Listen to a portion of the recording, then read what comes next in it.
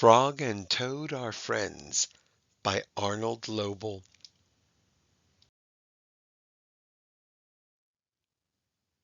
Okay, this is the third and final video from this book. We're going to finish A Swim, and then we're going to read the last story, A Letter.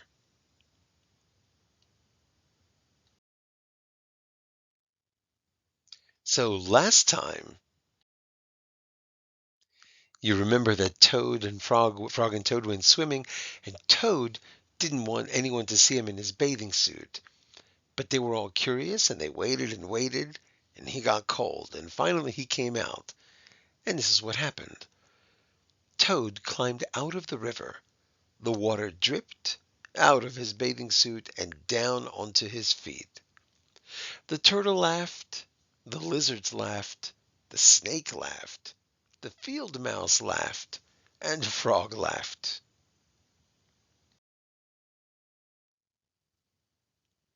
"What are you laughing at, Frog?" said Toad. "I am laughing at you, Toad," said Frog, "because you do look funny in your bathing suit." "Of course I do," said Toad. Then he picked up his clothes and went home. Okay, and there's something here I want to show you that we've talked about in our daily edits. Look how they use the quotation marks. Quotation marks. And then the person starts speaking. Frog starts speaking. And then Frog finishes speaking. There's a comma. And then the quotation marks close. And then said Frog. Okay, now let's go to the next story. The Letter. Toad was sitting on his front porch. Frog came along and said, "What is the matter, Toad? You are looking sad." "Yes," said Toad, "this is my sad time of day.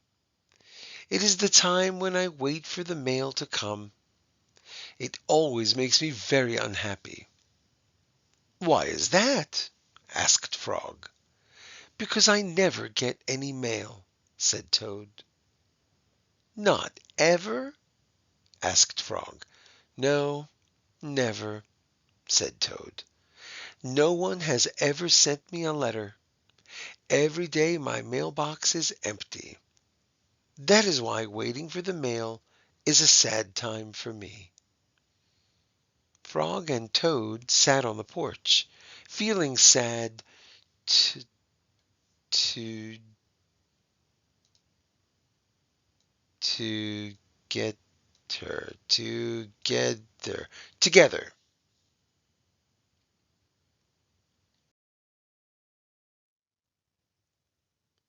Then Frog said, "I have to go home now, Toad. There is something that I must do." Frog hurried home.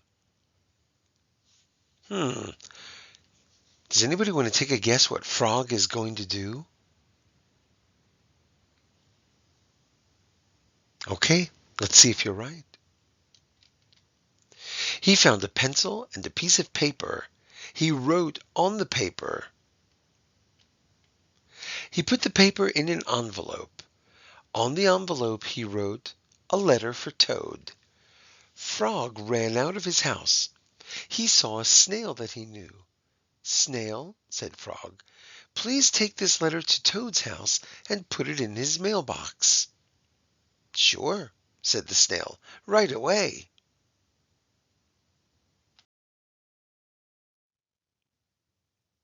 Then Frog ran back to Toad's house. Toad was in bed, taking a nap. "Toad," said Frog, "I think you should get up and wait for the mail some more." "No," said Toad, "I am tired of waiting for the mail." Frog looked out of the window at Toad's mailbox. The snail was not there yet. "Toad," said Frog, "you never know when someone may send you a letter." "No, no," said Toad, I do not think anyone will ever send me a letter."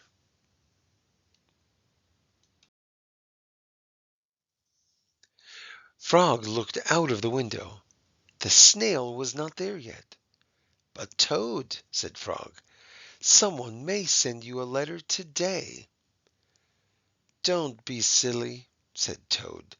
"No one has ever sent me a letter before, and no one will send me a letter today." Frog looked out of the window. The snail was still not there. "Frog, why do you keep looking out of the window?" asked Toad. "Because now I am waiting for the mail," said Frog. "But there will not be any," said Toad. "Oh, yes, there will," said Frog, "because I have sent you a letter." "You have?" said Toad. "What did you write in the letter?" Frog said, "I wrote, 'Dear Todd, I am glad that you are my best friend. Your best friend, Frog.'" "Oh," said Toad, "that makes a very good letter." Then Frog and Toad went out onto the front porch to wait for the mail. They sat there feeling happy together.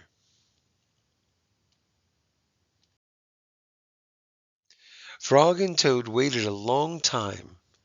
4 days later, the snail got to Toad's house and gave him the letter from Frog.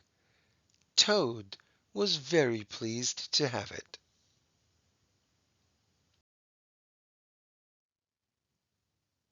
The end.